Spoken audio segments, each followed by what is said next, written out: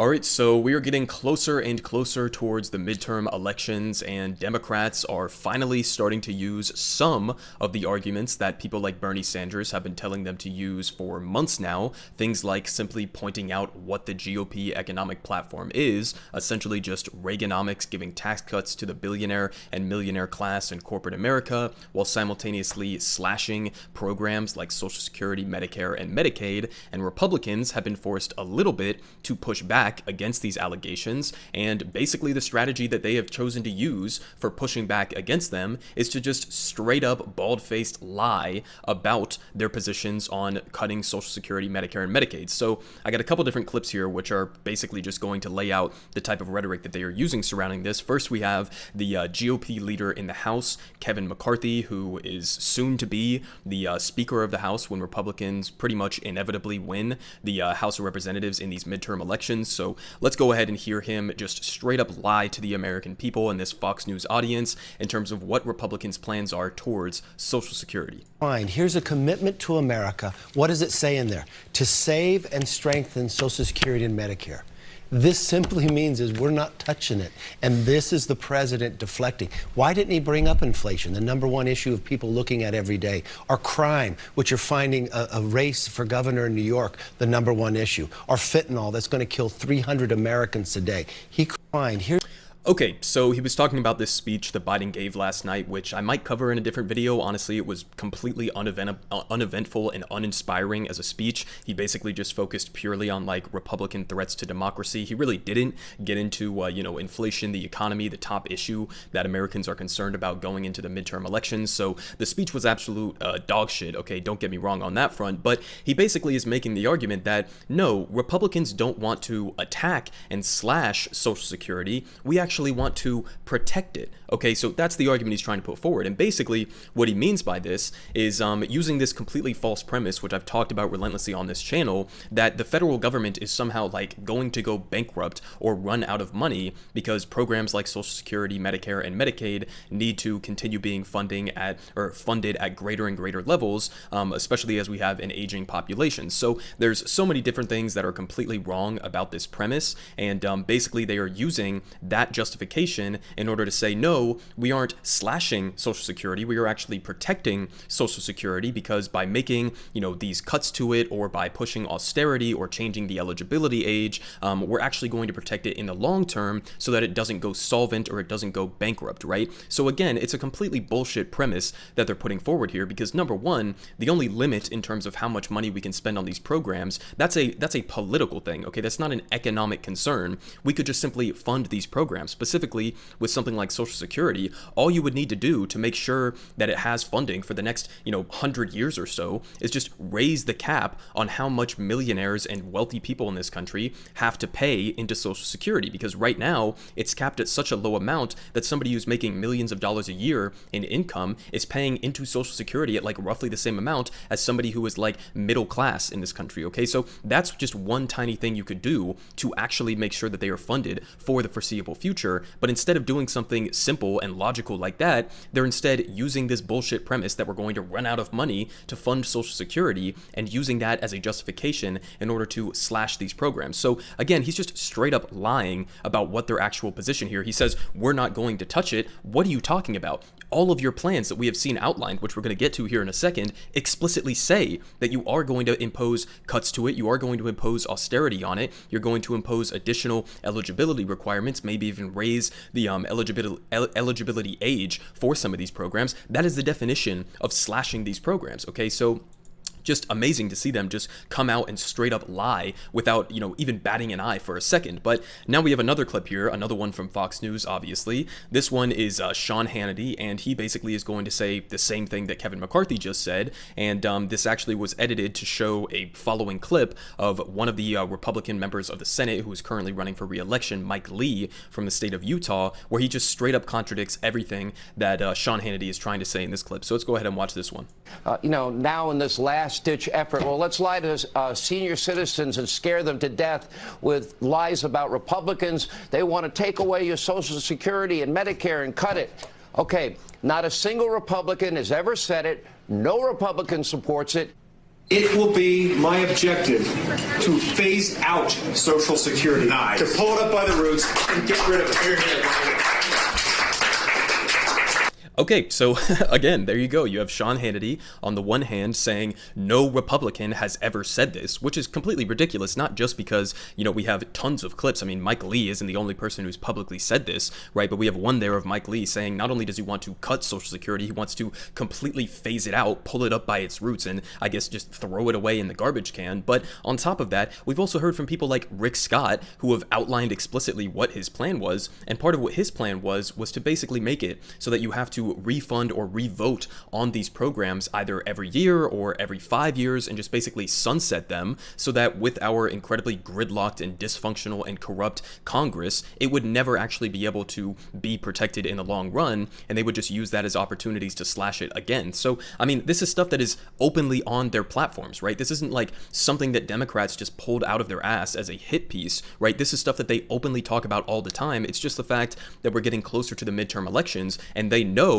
that cutting Social Security, Medicare, and Medicaid is wildly unpopular among the American people. And I actually saw another interesting poll which kind of ties into this idea that Democrats have been completely failing on their economic messaging, not just in terms of like what they want to do if they regain power, but what Republicans are going to do if they take power. And the poll was basically showing that like a vast majority of people in this country, or Republicans more specifically, literally do not even know that Republicans, or don't believe that Republicans want to slash Social Security. They just aren't aware of it, right? So, I mean, this is a perfect example where, you could have been talking about this for months and months and months and just hammering that home and getting that into the brains of American voters, because in and of itself, slashing those three programs, Medicare, Medicaid, Social Security, that would probably be enough to scare off a significant portion of the population, especially elderly voters, from, actually going out and voting for the Republican Party. But, we have the clips there from Mike Lee. We have all of these other plans that have come out. Let's just go ahead and check in with this so-called Commitment to America plan that Kevin McCarthy was talking about in that first clip. So,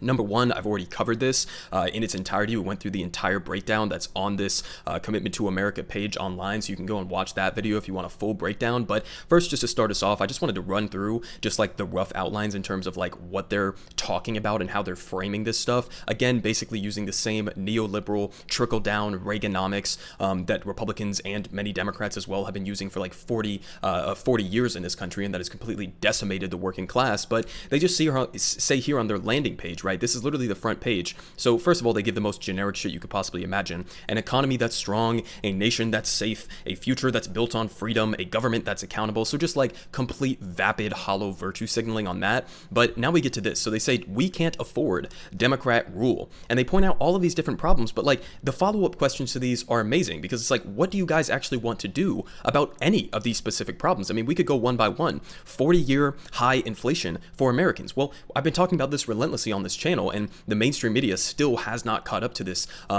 fact to this day, right? They're still talking about inflation as if it's just some like magical concept that happened, or that it happened because of Joe Biden's radical spending bills or something like that. But 40-year high inflation for Americans. Okay, yeah, it is. What do you want to do about that, right? Because the actual proposals that could, fix this problem right now, when we know the data on this, we know the facts on this, we saw Katie Porter give her little whiteboard breakdown on this, we know that a vast majority of inflation is being straight up driven by corporate price gouging, okay, by excess profits from corporate America, the wealthiest corporations in this country, okay? So that's what you would actually have to address if you wanted to reduce inflation by significant margins. You could also significantly invest in domestic manufacturing, right? That's another one. But what do they actually want to do to address inflation? Their plan is literally to slash government programs. They talk about this on this website. You can go and fact check me if you want. They want to slash government programs. That's why they're portraying this as in the terms of like, we can't afford Democrat rule. We can't afford, the programs like the Inflation Reduction Act or all of these other spending packages that have been passed under Biden, again, using the false premise that that is what has been primarily driving inflation. Okay, so they want to slash all of those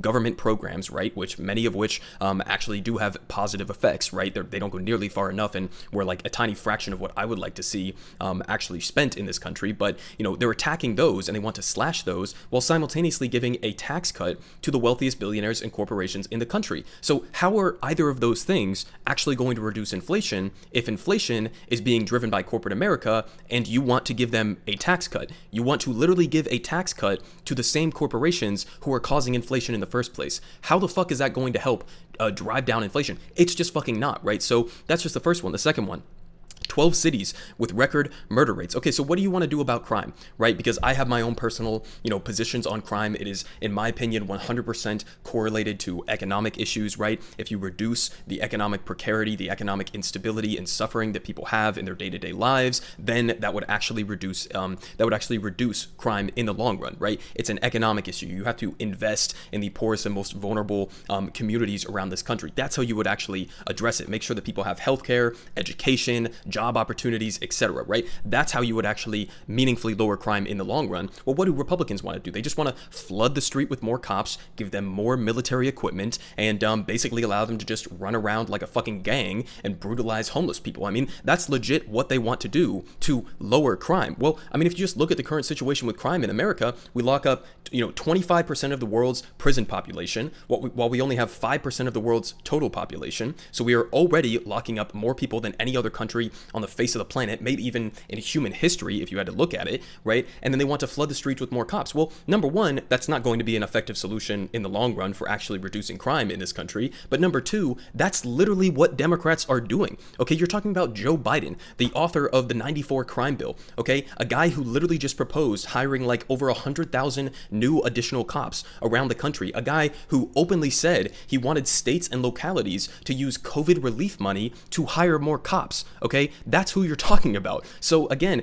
you have just these completely false premises and false narratives that they're running with. And these are like two of the biggest issues in terms of why Republicans are probably going to win in these midterms. And on both of them, they're not only going to not fix these problems, they're going to actively make them worse with their policies. So it's just amazing. Again, 60% gas price increase. Okay, do you want to confront the big oil companies who are making historic record profits right now and pass something like a windfall profits tax, which is something that Joe Biden lazily at the last minute said that he might be in favor of, right? Do you want to do that? No, they literally want to give, deregulation to these corporations and just completely obliterate the environment. That's their solution to lowering gas prices, not touching the profit margins of the corporations who are completely ripping us off. Again, this is the argument I make every single time we talk about gas prices. If this is a national security issue, as Republicans are making it out to be, and if you truly do want to be energy independent, well, energy independence doesn't just mean independence from other foreign governments or dictators like Saudi Arabia or Russia. It also means independence from corporations who are price gouging the American people, right? But they don't want to do anything about that. They want to reward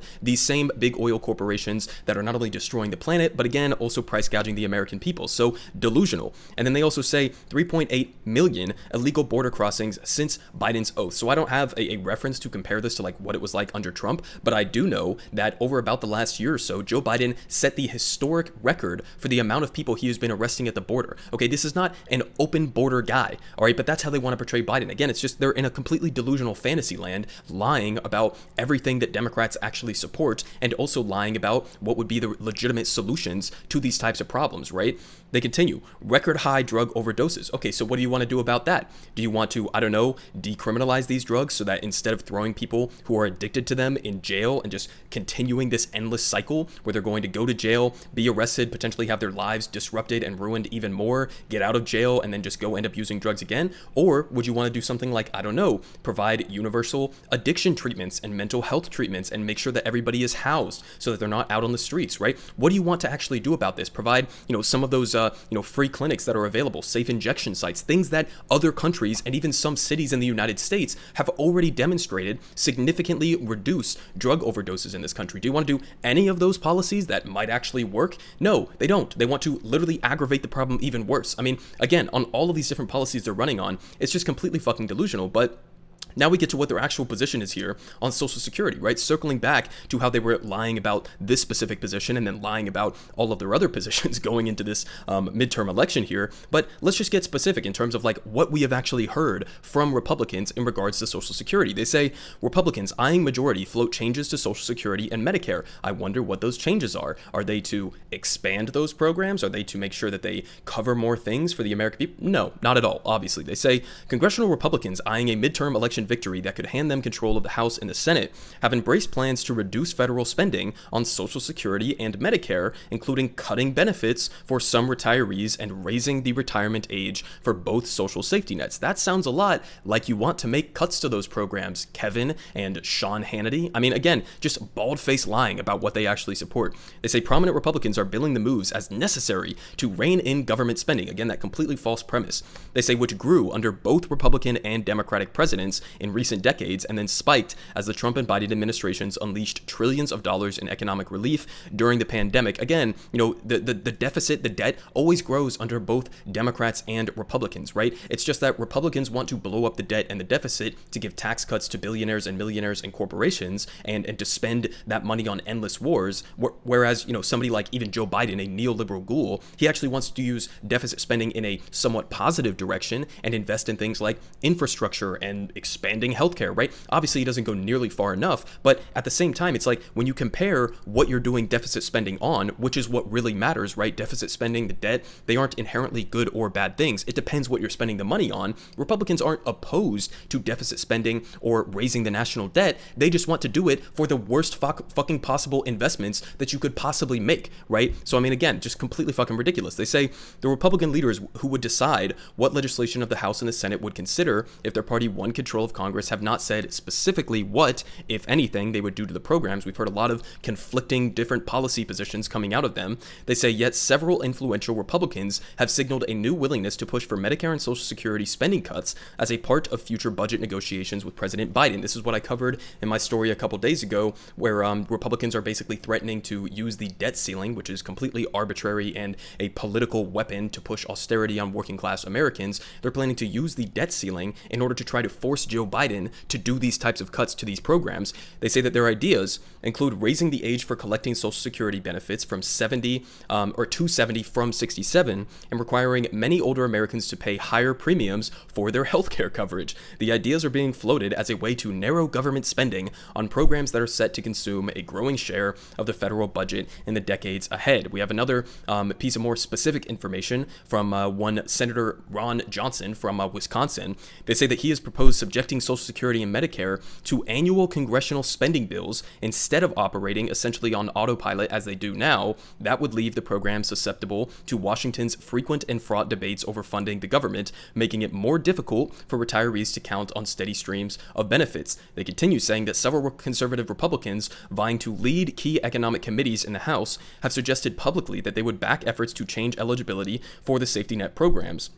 The Conservative Republican Study Committee in the House, which is poised to assume a position of influence if the party claims the majority, has issued a detailed plan that would raise the retirement age for both programs and reduce Social Security benefits for some high-earning retirees. So again, they're having the complete reverse approach to this than they actually should, right? It's not about reducing the amount that higher earners are getting from Social Security. You could just tax them more and make them pay more into Social Security, right? It's the same outcome, except one is pushing austerity, right? And the other one is actually, taxing the rich a little bit, which is something they obviously would never want to do.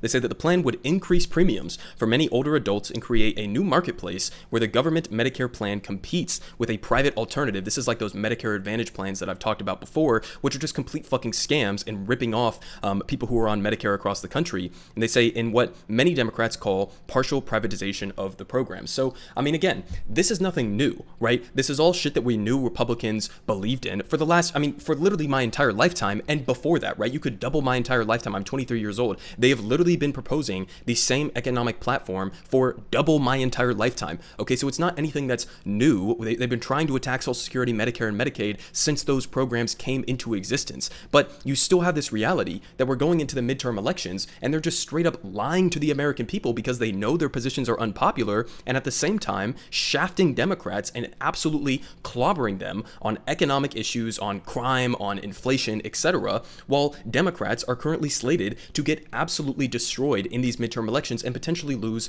both the House and the Senate to people who not only lie about what they believe in, but are actively going to make all of these problems worse. Everyone is saying good politic guy has the best politic. Believe me, no one does it like him.